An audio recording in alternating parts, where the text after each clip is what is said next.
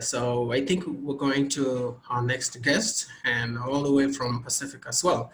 And we have Hunanatu Matoke.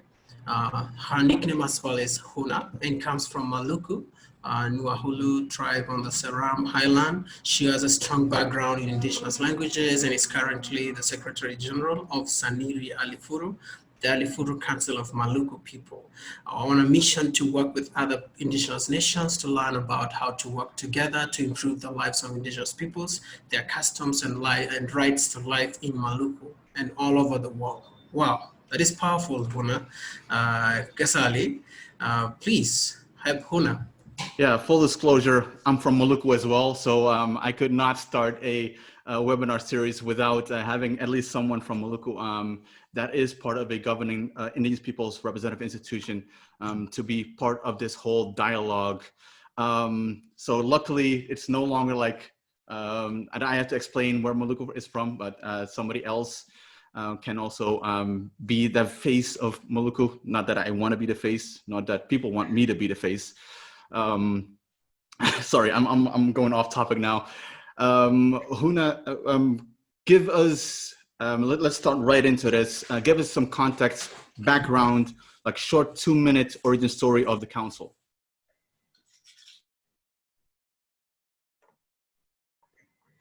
Hi everyone, nice to meet you all. Okay, I will talk about Saniri.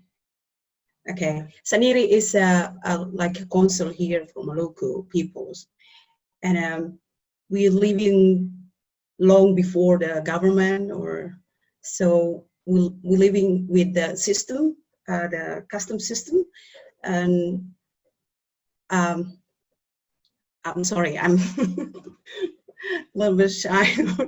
Take your time. I'm Take sorry. your time. Okay, so I don't know how to start, but that is what I'm thinking about the Alifuru peoples, that we still live with all our cultures, languages, and still. So Saniri Alifuru is one of like organization to work with the peoples here, engage to the young generation and also the elders around like a village, islands, because Maluku is, I think it's big, so we have to go to around the islands to engage to our generation, our peoples in the village, and it's far away, so need time. And so Saniri, now it's not easy because the COVID-19, so we just, and we cannot using the technology to talk to our people in the village or in the island. So yeah, it's, I think. Describe a little, so like Saniri Alifuru, the Alifuru Council is what you described an organization or representative institution. Who are the members of the council? Like who are you? Or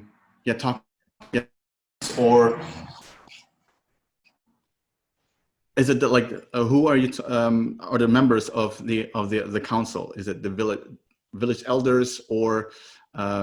Yeah.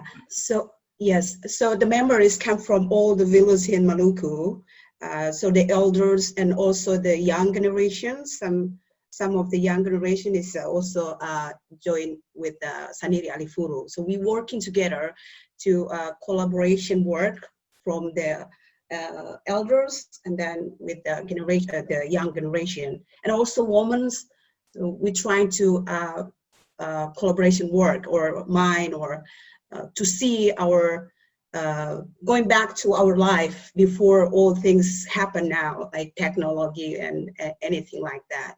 So like Saniri have to asking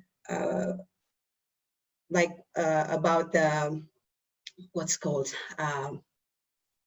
sejarah, history. The history of our ancestor and everything, where we come from, because of Maluku, it's separate in the like islands to the island. So we have to know our roots, where we come from. So our leaders, elders, is important for us to asking, and they can explain to us about where we come from, like West Maluku or East Maluku, and we have to know that to be one. And also for the young generation, we have to like educate them, and they have to know who they are, so they can keep their identity, their languages, their cultures, and everything, so they can fight for their rights. So you mentioned rights of the Alifuru people of Maluku. What, in your opinion, is important to change the future of the Alifuru people to make it more positive? It's a little bit hard to talking about this. Like what the Saniri Alifuru start maybe almost 3 years now, and we can see like as it's moving, even it's just slow, but we can see that we have something in the futures. Like we're thinking about the educate our generation. So we start with the education, knowledge, and things like that. And so, and from the education, they can go up to the economic chase, maybe slow, but we can see that they thinking more than before, that is.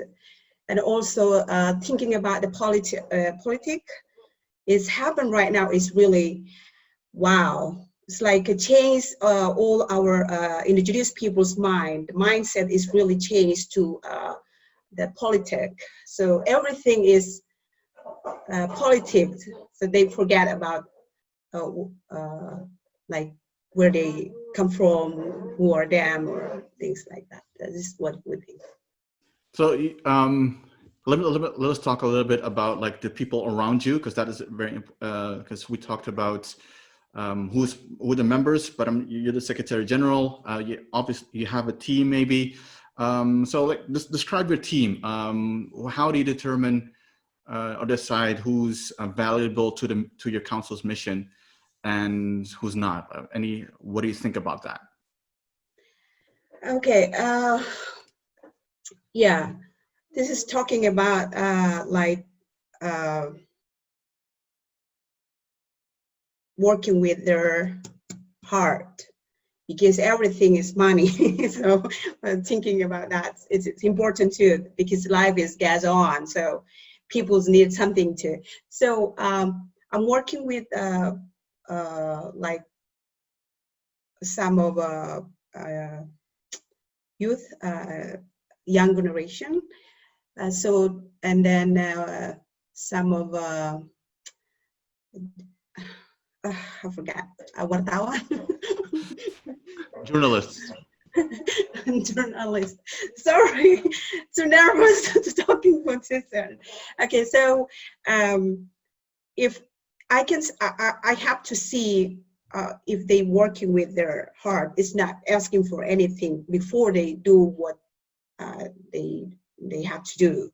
That is, so for now we're going too slow, but I'm trying. I'm as like a secretary, so I can trying to help them think or please, or that is. Oh, that's okay. And thank you so much for sharing that you work a lot with youth and people that are interested in thinking more about hearts and not about and minds and not about money. I think that's very important. Explain me a little bit, if you can. We're talking about Indigenous diplomacy, so talking to states, making sure that the rights of Indigenous peoples are respected in the UN level, but also on a grassroots level in Maluku and Australia, like you heard before, through Les. how do you look at the activities of that is happening at the international level? Do you have any contact with the international level, or own experience? Just talk a little bit about that. Okay. I really really want to know more when I connect to Ghazali before. So when Ghazali talking about indigenous peoples, and I'm concerned that we have a way to our nation, our people. So I think 2018, I was attend a conference in South Dakota, or that's IITC, I think. That is the first time I attend the international level for indigenous peoples, and I see a lot, and I can wow, that is my first time, and I cannot talk anything when I'm there. I just sitting there and hear and see what they talk about their peoples and their diplomacy and things like that. It's touched my heart to do more, but engage to the international, international level. The first time I think I cannot do that because I'm a young woman, and my culture is like a woman cannot do anything. We can do something, but it's not more than. So when I was in IITC conference, really thinking deep. I'm thinking so deep about our nation, our generation, our young people, because when I'm there, I think some youth team or what schools, and I can see that. And also, sometimes I'm reading about UN diplomacy, and it's really engaged myself, and it's really in touch myself to work more or learn more from each indigenous peoples around the world. And I can see which way we can go to the international level. It's not easy, but maybe this is a very practical question for you, and a better question for us actually, as not us, but like the people in the panels of the previous episodes and the next episodes, is what would you like to know more about? What is it something that you would really like to know about indigenous diplomacy, indigenous rights, that people like myself, less before, and Andrea will come after, and Mariam and Elsa and Rodion, what is it something that you would like to know more about? What I want to know is how to help my peoples, like, because what to say about the government system, and like my peoples, sometimes when they hear about international level, they are like more confidence, because anybody can stand in the middle of them or to help them to. And I hope when we go more to the international level, we can find or helping somebody helping from outside of our local government system or things like that. So that is my hope, that we can find some encourage or help, or maybe funding or things like that, and so we can go more to work more. I think that is very, very helpful, and thank you so much for sharing that, because it also puts this entire webinar series in a good perspective in how we can be more valuable to people that are setting up their governance institutions or starting to engage or become interested in indigenous diplomacy. One final question for you, and you can talk about whatever you want. Is there anything that you'd really would like to share, talk about, or want other Indigenous people to think about or ask? yeah, for the next 2 minutes. I don't know what to talking about, like a conflict, thinking about conflict, and I don't know how to do reconciliation right now. That is what my questions on my head, because like something's going on inside the one side, maybe because of the politics, I don't know. I'm trying to go between two You talk about mediation, is that so? Mediation, yes. Yeah. Okay. I'm talking about mediation, and I'm stuck because I see from the law side, but I didn't find any kind of way how to help them, because of maybe, I don't know, maybe it's a politics. That's why they are fighting, just because of their land. There's a gift from the ancestor, and so that is the question. How to maybe like a mediation to make a peace or things like that, and also another things is education. I don't how can help our generation to keep their mother tongue language.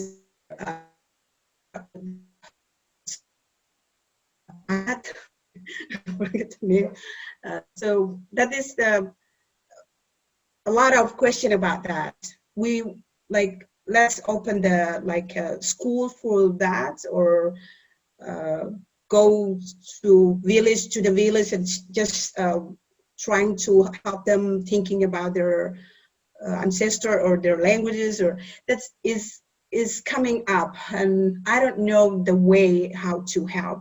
But now we're trying to do small things like open the school, make the columns, and write a song in the mother tongue languages, and write the books using their mother tongue language, something like that. So maybe some of you guys can give me encourage, give me idea, give me solution. I really like to do that. No, thank you so much, Huna, for your time. I know it's very late in Ambon, in Maluku. So thank you so much for your time. Also for your questions. I think that's very helpful as well. I think hopefully I'll stay in contact with all the panelists, and I'll ask the questions as well. People that are watching, if you have an idea on mediation between communities, or safeguarding language of indigenous languages, if you have any ideas, send Huna or send us a message, or drop them in the comments. That would be very helpful. Thank you so much, Huna. I know we only have a couple of minutes time, so thank you so much. And I'll give it back to Carson.